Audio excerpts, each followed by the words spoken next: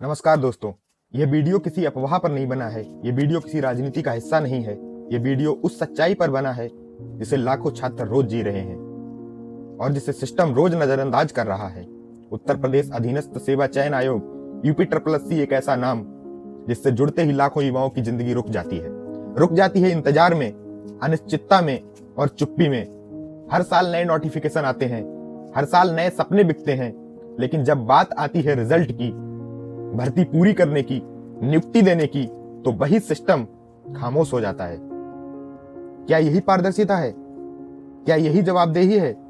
एक प्रतियोगी छात्र अपनी जिंदगी का सबसे कीमती समय सरकारी नौकरी की तैयारी में लगाता है। वह नौकरी छोड़ता है, वह परिवार का बोझ बनना स्वीकार करता है, वह समाज की बातों को सहता है और बदले में उसे क्या मिलता है?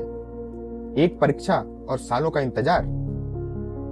रिजल्ट 1 साल नहीं आता, रिजल्ट 2 साल नहीं आता, कई बार 3-4 साल तक रिजल्ट नहीं आता है। इस दौरान छात्र की उम्र बढ़ती जाती है, मौके हाथ से निकलते जाते हैं और सिस्टम कहता है प्रक्रिया चल रही है। क्या किसी छात्र की जिंदगी सिर्फ एक प्रक्रिया है? अब बात करते हैं सबसे गंभीर मुद्दे की, प्रश्न पत्र। अगर प्रश्न पत्र ही गलत है तो पूरी भर्ती गलत है।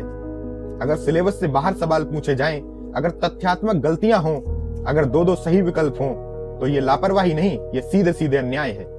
जब छात्र आपत्ति दर्ज करता है तो वह एहसान नहीं मांगता, वह अपना हक मांगता है। लेकिन जब आपत्तियां बिना ठोस कारण के खारिज कर दी जाती हैं, तो सवाल उठता है, क्या UP++ छात्रों के सवालों से डरता है या फिर जवाब देने की आदत ही खत्म हो चुकी है?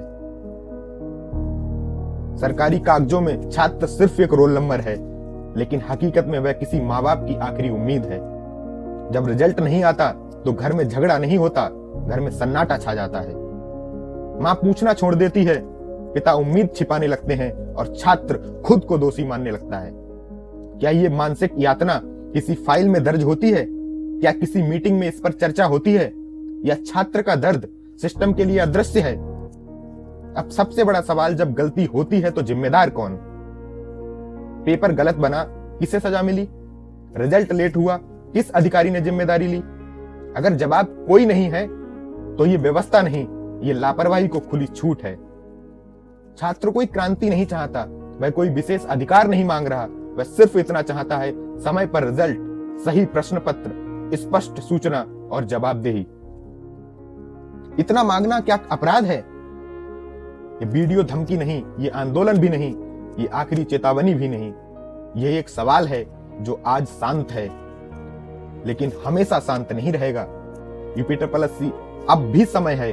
छात्रों के सब्र को कमजोरी मत समझिए, क्योंकि इतिहास गवाह है, जब छात्रों का भरोसा टूटता है तो सिर्फ संस्थान नहीं, पूरा सिस्टम कटघरे में खड़ा हो जाता है। छात्र शांत हैं, लेकिन चुप रहने के लिए मजबूर नहीं। जय हिंद।